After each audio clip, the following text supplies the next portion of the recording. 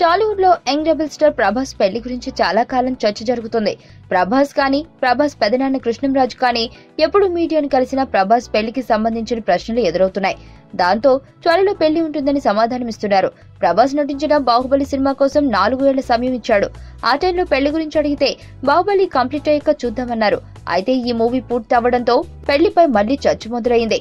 ప్రభాస్ కు ఇప్పటికే 37 ఏళ్లు వచ్చేయడంతో అతను ఇంకెప్పుడు పెళ్లి చేసుకుంటాడు అన్న ఉత్కంఠ అభిమానుల్లో పెరిగిపోతుంది. బాహుబలి 2 కూడా పూర్తి చేసి కొన్ని నెలలవుతున్నా ప్రభాస్ పెళ్లి మాట ఎత్తకుండా సైలెంట్ గా సుజిత్ సినిమా మీదికి వెళ్లిపోవడం ఆశ్చర్యం కలిగించింది అందరికీ. రీసెంట్ గా బాహుబలి ది కంక్లూజన్ ప్రమోషన్ లో భాగంగా ప్రభాస్ పెళ్లి గురించి ప్రశ్న ఎదురైతే అతనిచ్చిన సమాధానం మరింత ఆశ్చర్యం కలిగిస్తుంది. ప్రస్తుతానికి పెళ్లి గురించి ఆలోచన లేదని, వెంటనే పెళ్లి చేసుకుని సెటిల్ అయ్యే ప్లాన్స్ ఏమీ లేవని స్పష్టం చేశాడు ప్రభాస్.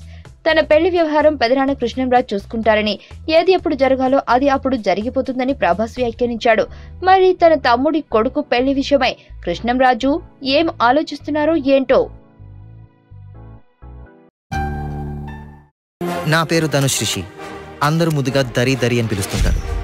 దేవుడికి నా పైన ఉన్న క్లారిటీ, నా బ్యాడ్ లక్ ఉన్న గ్రావిటీ నాకు చిన్నప్పుడే అర్థమైంది.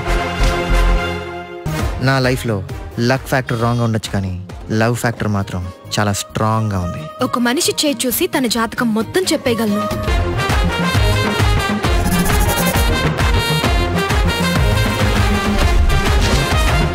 Coming soon.